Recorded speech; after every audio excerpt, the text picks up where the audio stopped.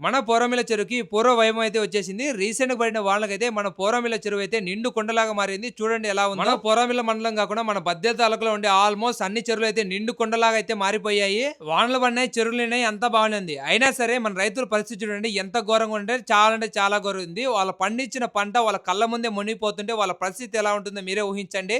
రైతుని దేశానికి ఎన్నుముక అంటారు. కానీ రైతు నష్టాల్లో ఉన్నప్పుడు ఆదుకునే వాళ్ళే లేరా? ఈ మధ్య పడిన వాళ్ళకి మన పోరమిల చెరువుతో పాటు చుట్టుపక్కల ఉన్న అన్ని చెరువులు అయితే నిండు కొండలాగా మారినాయి. ఒకసారి రెడ్డిగొట్టాల చెరువు చూడండి, అలుగు బారుతుంది. చాలా అంటే చాలా బాగుంది లొకేషన్ అయితే. ఇక లొకేషన్ గురించి పక్కన పెట్టి మన పోరమిల మలకత్త చెరువు పరిస్థితి చెప్తాను చూడండి. ఈ చెరువు చూడండి చాలా అంటే చాలా ఘోరంగా ఉంది ప్రెసెంట్ సిచ్యువేషన్ అయితే.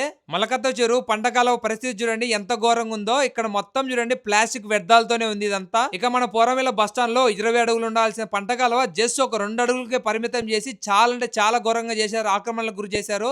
మన పోరమిలని మన చేతులారా మనమే నాశనం చేసుకుంటున్నాం. ఎందుకో చెప్తాను చూడండి. రీసెంట్ గా మన పోరమిల బస్ స్టాండ్ మొత్తం మునిగిపోయింది కదా వాటర్ వచ్చేసి. దీనికి ప్రధానమైన కారణం 20 అడుగులు ఉండాల్సిన పంటకాలవ 2 అడుగులు చేయడం వల్ల వాటర్ ఫ్లో ఎక్కువ వేసి బయటకి అయితే వచ్చేసాయి. అందుకనే బస్ స్టాండ్ మొత్తం అయితే మునిగిపోయింది. మన పోరమిల రోడ్ల గురించి మాట్లాడుకుంటే మన పోరమిల మినీ చెరువులు అనవచ్చు. అలా ఉంది సిచ్యువేషన్ అయితే. ఎంతో మంది చనిపోతున్నారు, ఎంతో మందికి యాక్సిడెంట్ అయినా సరే మన ప్రభుత్వాలు అయితే పట్టించుకోవట్లేదు. మన పోరమిల వాళ్ళకి ఆనందపడాలో లేదా బాధపడాలో ఎవరికి అర్థం కాలేదు. ఎందుకంటే సిచ్యువేషన్ అలా ఉంది. చినుకు పడితే చాలు మన పోరమిల్ల రోడ్లు అయితే చెరువులాగా మారిపోతే చుట్టుపక్కల డ్రైనేజ్ మొత్తం నిండిపోతుంది. మన పోరమిల్ల బస్ స్టాండ్ అయితే మునిగిపోతుంది. ఈ వీడియో చూసే వెంటనే మీరు వైసీపీ టీడీపీ అని కామెంట్ చేస్తారు చూడండి. వాళ్ళు మారేంత వరకు మన ప్రభుత్వాలు అయితే అస్సలకు మారవు. ఇప్పుడైనా సరే మా పోరమిల్ల మండలాన్ని పట్టించుకోండి సార్.